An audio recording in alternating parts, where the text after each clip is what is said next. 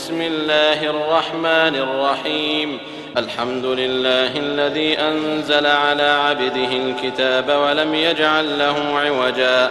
قيما لينذر بأسا شديدا من لدنه ويبشر المؤمنين الذين يعملون الصالحات أن لهم أجرا حسنا ماكثين فيه أبدا وينذر الذين قالوا اتخذ الله ولدا ما لهم به من علم ولا لآبائهم كبرت كلمة تخرج من أفواههم إن يقولون إلا كذبا فلعلك باخع نفسك على آثارهم إن لم يؤمنوا بهذا الحديث أسفا إنا جعلنا ما على الأرض زينة لها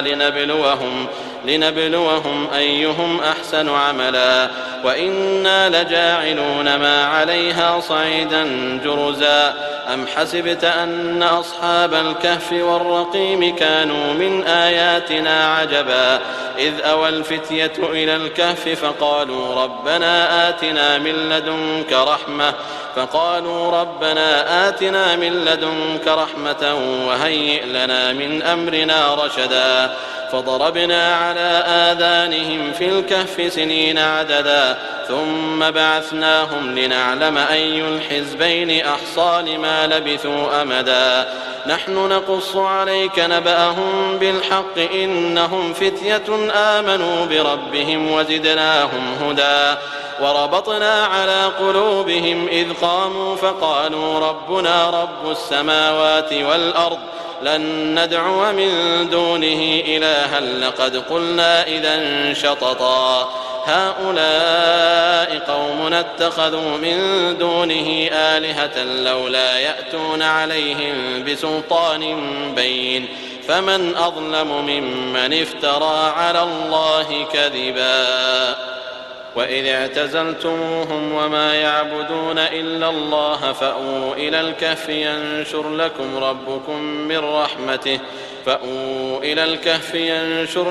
ربكم من رحمته ويهيئ لكم من أمركم مرفقا وترى الشمس إذا طلعت تزاور عن كهفهم ذات اليمين وإذا غربت تقرضهم ذات الشمال وهم في فجوة منه ذلك من آيات الله من يهد الله فهو المهتد ومن يضلل فلن تجد له وليا مرشدا وتحسبهم أيقاظا وهم رقود ونقلبهم ذات اليمين وذات الشمال وكلبهم باسط ذراعيه بالوصيد لو اطلعت عليهم لوليت منهم فرارا ولملئت منهم رعبا وكذلك بعثناهم ليتساءلوا بينهم قال قائل منهم كم لبثتم قالوا لبثنا يوما أو بعض يوم قالوا ربكم أعلم بما لبثتم فابعثوا أحدكم بورقكم هذه إلى المدينة فلينظر أيها أزكى طعاما فليأتكم برزق منه وليتلطف ولا يشعرن بكم أحدا إنهم إن يظهروا عليكم يرجموكم أو يعيدوكم في ملتهم ولن تفلحوا إذن أبدا وكذلك أعثرنا عليهم ليعلموا أن وعد الله حق وأن الساعة لا ريب فيها إذ يتنازعون بينهم أمرهم فقالوا بنوا عليهم بنيانا ربهم أعلم بهم قال الذين غلبوا على أمرهم لنتخذن عليهم مسجدا سيقولون 3 رابعهم كلبهم ويقولون 5 سادسهم كلبهم رجما بالغيب ويقولون 7 وثامنهم كلبهم قل ربي أعلم بعدتهم ما يعلمهم إلا قليل فلا تمار فيهم إلا مراء ظاهرا ولا تستفت فيهم منهم أحدا ولا تقولن لشيء إني فاعل ذلك غدا إلا أن يشاء الله واذكر ربك إذا نسيت وقل عسى أن يهديني ربي لأقرب من هذا رشدا ولبثوا في كهفهم 300 سنين وازدادوا 9 قل الله أعلم بما لبثوا له غيب السماوات والأرض أبصر به وأسمع ما لهم من دونه من ولي ولا يشرك في حكمه أحدا واتل ما أوحي إليك من كتاب ربك لا مبدل لكلماته ولن تجد من دونه ملتحدا واصبر نفسك مع الذين يدعون ربهم بالغداة والعشي يريدون وجهه ولا تعد عيناك عنهم تريد زينة الحياة الدنيا ولا تطع من أغفلنا قلبه عن ذكرنا واتبع هواه وكان أمره فرطا وقل الحق من ربكم فمن شاء فليؤمن ومن شاء فليكفر إنا أعتدنا للظالمين نارا أحاط بهم سرادقها وإن يستغيثوا يغاثوا بماء كالمهل يشوي الوجوه بئس الشراب وساءت مرتفقا إن الذين آمنوا وعملوا الصالحات إنا لا نضيع أجر من أحسن عملا أولئك لهم جنات عدن تجري من تحتهم الأنهار يحلون فيها من أساور من ذهب ويلبسون ثيابا خضرا من سندس واستبرق متكئين فيها على الأرائك نعم الثواب وحسنت مرتفقا واضرب لهم مثل الرجلين جعلنا لأحدهما جنتين من أعناب وحففناهما بنخل وجعلنا بينهما زرعا كلتا الجنتين آتت أكلها ولم تظلم منه شيئا وفجرنا خلالهما نهرا وكان له ثمر فقال لصاحبه وهو يحاوره أنا أكثر منك مالا وأعز نفرا ودخل جنته وهو ظالم لنفسه قال ما أظن أن تبيد هذه أبدا وما أظن الساعة قائمة ولئن رددت إلى ربي لأجدن خيرا منها منقلبا قال له صاحبه وهو يحاوره أكفرت بالذي خلقك من تراب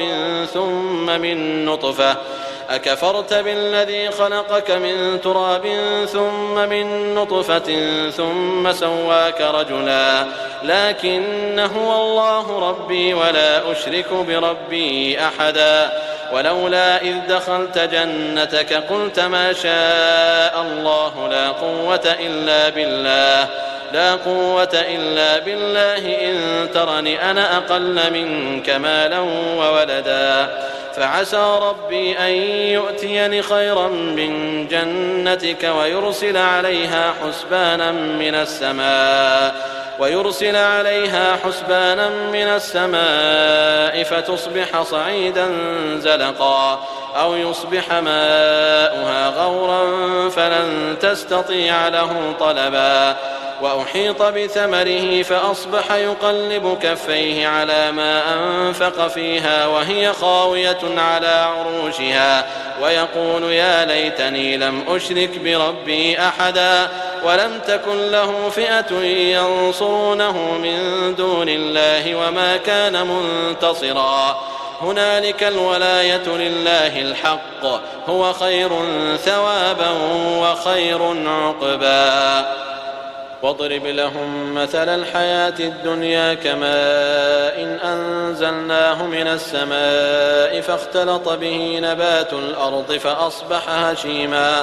فأصبح هشيما تذروه الرياح وكان الله على كل شيء مقتدرا المال والبنون زينة الحياة الدنيا والباقيات الصالحات خير عند ربك ثوابا وخير أملا ويوم نسير الجبال وترى الأرض بارزة وحشرناهم فلم نغادر منهم أحدا وعرضوا على ربك صفا لقد جئتمونا كما خلقناكم أول مرة بل زعمتم أن لن نجعل لكم موعدا ووضع الكتاب فترى المجرمين مشفقين مما فيه ويقولون يا ويلتنا ما لهذا الكتاب لا يغادر صغيرة ولا كبيرة إلا أحصاها ووجدوا ما عملوا حاضرا ولا يظلم ربك أحدا وإذ قلنا للملائكة اسجدوا لآدم فسجدوا إلا إبليس كان من الجن ففسق عن أمر ربه أفتتخذونه وذريته أولياء من دوني وهم لكم عدو بئس للظالمين بدلا ما أشهدتهم خلق السماوات والأرض ولا خلق أنفسهم وما كنت متخذ المضلين عضدا ويوم يقول نادوا شركائي الذين زعمتم فدعوهم فلم يستجيبوا لهم وجعلنا بينهم موبقا ورأى المجرمون النار فظنوا أنهم مواقعوها ولم يجدوا عنها مصرفا ولقد صرفنا في هذا القرآن للناس من كل مثل وكان الإنسان أكثر شيء جدلا وما منع الناس أن يؤمنوا إذ جاءهم الهدى ويستغفروا ربهم إلا أن تأتيهم سنة الأولين أو يأتيهم العذاب قبلا وما نرسل المرسلين إلا مبشرين ومنذرين ويجادل الذين كفروا بالباطل ليدحضوا به الحق واتخذوا آياتي وما أنذروا هزوا ومن أظلم ممن ذكر بآيات ربه فأعرض عنها ونسي ما قدمت يداه إنا جعلنا على قلوبهم أكنة أن يفقهوه وفي آذانهم وقرا وإن تدعهم إلى الهدى فلن يهتدوا إذن أبدا وربك الغفور ذو الرحمة لو يؤاخذهم بما كسبوا لعجل لهم العذاب بل لهم موعد لن يجدوا من دونه موئلا وتلك القرى أهلكناهم لما ظلموا وجعلنا لمهلكهم موعدا وإذ قال موسى لفتاه لا أبرح حتى أبلغ مجمع البحرين أو أمضي حقبا فلما بلغا مجمع بينهما نسيا حوتهما فاتخذ سبيله في البحر سربا فلما جاوزا قال لفتاه آتنا غداءنا لقد لقينا من سفرنا هذا نصبا قال أرأيت إذ أوينا إلى الصخرة فإني نسيت الحوت وما أنسانيه إلا الشيطان أن أذكره واتخذ سبيله في البحر عجبا قال ذلك ما كنا نبغ فارتدا على آثارهما قصصا فوجدا عبدا من عبادنا آتيناه رحمة من عندنا وعلمناه من لدنا علما قال له موسى هل أتبعك على أن تعلمني مما علمت رشدا قال إنك لن تستطيع معي صبرا وكيف تصبر على ما لم تحط به خبرا قال ستجدني إن شاء الله صابرا ولا أعصي لك أمرا قال فإن اتبعتني فلا تسألني عن شيء حتى أحدث لك منه ذكرا فانطلقا حتى إذا ركبا في السفينة خرقها قال أخرقتها لتغرق أهلها لقد جئت شيئا إمرا قال ألم أقل إنك لن تستطيع معي صبرا قال لا تؤاخذني بما نسيت ولا ترهقني من أمري عسرا فانطلقا حتى إذا لقيا غلاما فقتله قال أقتلت نفسا زكية بغير نفس لقد جئت شيئا نكرا قال ألم أقل لك إنك لن تستطيع معي صبرا قال إن سألتك عن شيء بعدها فلا تصاحبني قد بلغت من لدني عذرا فانطلقا حتى إذا أتيا أهل قرية استطعما أهلها فأبوا أن يضيفوهما فوجدا فيها جدارا يريد أن ينقض فأقامه قال لو شئت لاتخذت عليه أجرا قال هذا فراق بيني وبينك سأنبئك بتأويل ما لم تستطع عليه صبرا أما السفينة فكانت لمساكين يعملون في البحر فأردت أن أعيبها وكان وراءهم ملك يأخذ كل سفينة غصبا وأما الغلام فكان أبواه مؤمنين فخشينا أن يرهقهما طغيانا وكفرا فأردنا أن يبدلهما ربهما خيرا منه زكاة وأقرب رحما وأما الجدار فكان لغلامين يتيمين في المدينة وكان تحته كنز لهما وكان أبوهما صالحا فأراد ربك أن يبلغا أشدهما ويستخرجا كنزهما رحمة من ربك وما فعلته عن أمري ذلك تأويل ما لم تسطع عليه صبرا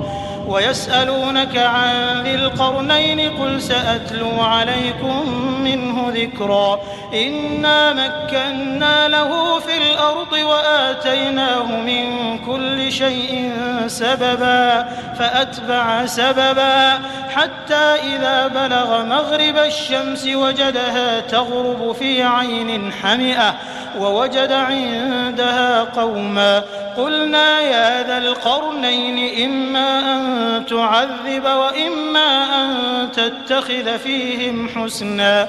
قال أما من ظلم فسوف نعذبه ثم يرد إلى ربه فيعذبه عذابا نكرا وأما من آمن وعمل صالحا فله جزاء الحسنى وسنقول له من أمرنا يسرا ثم أتبع سببا حتى إذا بلغ مطلع الشمس وجدها تطلع على قوم لم نجعل لهم من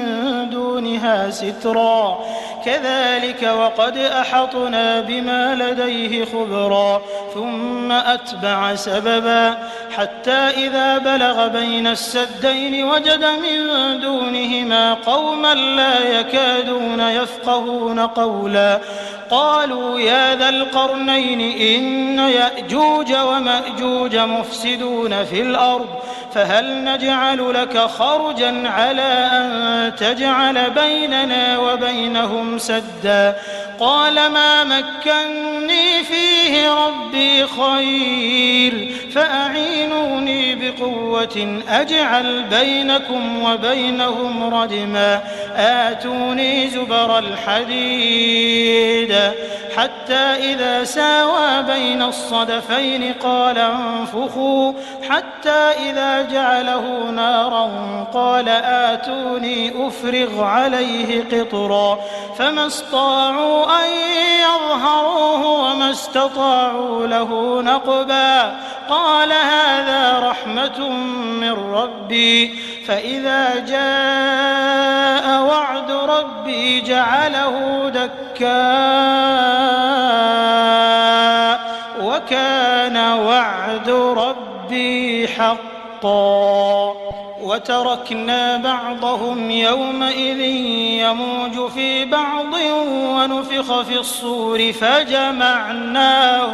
جمعا وعرضنا جهنم يومئذ للكافرين عرضا الذين كانت أعينهم في غطاء عن ذكري وكانوا لا يستطيعون سمعا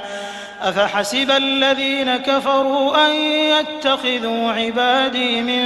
دوني أولياء إنا أعتدنا جهنم للكافرين نزلا قل هل ننبئكم بالأخسرين أعمالا الذين ضل سعيهم في الحياة الدنيا وهم يحسبون أنهم يحسنون صنعا أولئك الذين كفروا بآيات ربهم ولقائه فحبطت أعمالهم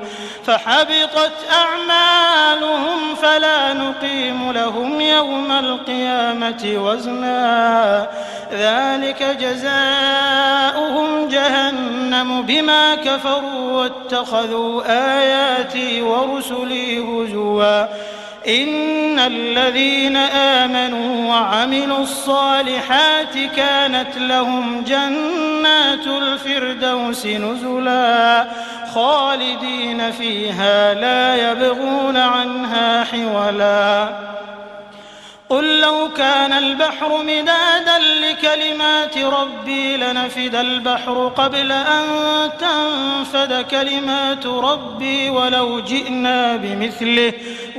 جئنا بمثله مددا قل إنما أنا بشر مثلكم يوحى إلي أنما إلهكم إله واحد فمن كان يرجو لقاء ربه فليعمل عملا صالحا ولا يشرك بعبادة ربه أحدا.